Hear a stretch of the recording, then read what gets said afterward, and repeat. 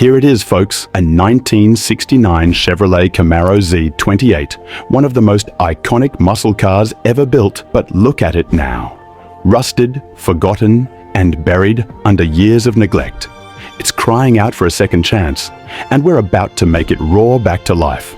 Trust me, you'll want to see the end of this transformation. All right, let's assess the damage. Rust? Check.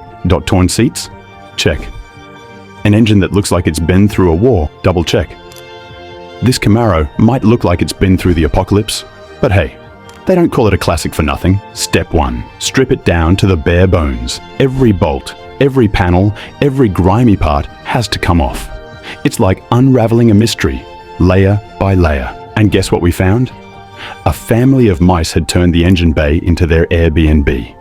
Let's hope they gave us a 5-star rating before they moved out. The heart of this beast is its legendary 302 small block V8. It was once the king of the drag strip, but now it's a rusted puzzle. After hours of grinding, polishing, and adding new parts, we've brought it back to life. And the body?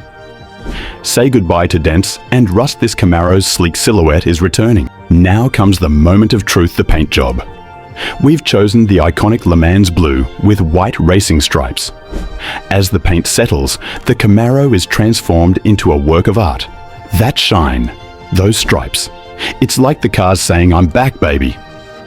Piece by piece, the Camaro Z28 comes back together. Chrome wheels, racing stripes, and a brand new interior complete with black leather seats and a modernized dash. This isn't just a car anymore. It's a masterpiece. And here it is, the first drive.